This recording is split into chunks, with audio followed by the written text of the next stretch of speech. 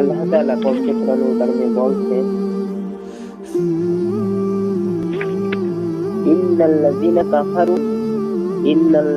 কাফারু সাওয়াউন আলাইহিম আনযারতাহুম আম লাম তুনযিরহুম লা ইউমিনুন। আল্লাহ তাআলা প্রথম আয়াতে বলছেন, নিশ্চয় যারা কুফরি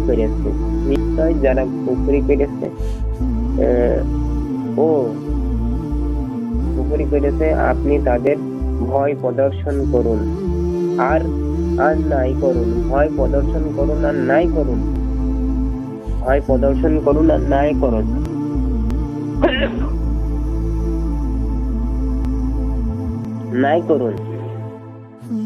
উভয় তাদের জন্য সমান।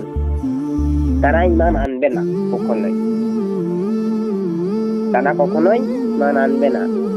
আল্লাহ রাসূলকে বলা হচ্ছে, নিশ্চয় যারা কুফরি করেছে, হে আল্লাহ রাসূল, যারা নিশ্চয় কুফরি করেছে তাদেরকে আপনি ভয় দেখান বা নাই দেখান, তারা কখনোই এই ইসলামের পথে ঈমান আনবে না।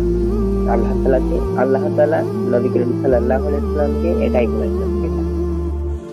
তাই যারা আমরা একটা লোকের কাছে আমরা অনেকবার দাওয়াত দিতে যাই, ইসলামের দাওয়াত সেইভাবে পৌঁছাই, আল্লাহর কথা সেইভাবে বলি, তারা কখনো এই কথা তাদের কান দিয়ে শুনতে চায় না, এবং তারা বলে যে তোমার ওই ফালতু কথা আমাদের সামনে বলে না।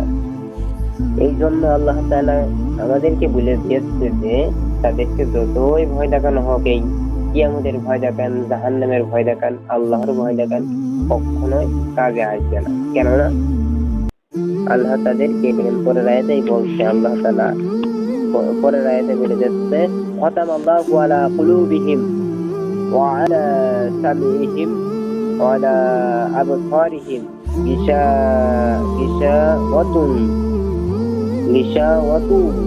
ওয়া লাহুম আযাবুন আযীম। তারপরে আল্লাহ তাআলা বলছেন, আল্লাহ তাআলা তাদের অন্তরকে, তাদের অন্তরকরণ ও শ্রবণ শক্তি মোহর মেরে দিয়েছে এবং তাদের চক্ষু সমূহ রয়েছে পর্দার আবরণ, তাদের জন্য রয়েছে কঠিন শাস্তি। যারা আল্লাহর এই দিনকে মানতে বিশ্বাস করে না, তাদের এক শ্রেণীর লোক যারা কুফরি করেছে আল্লাহর সাথে,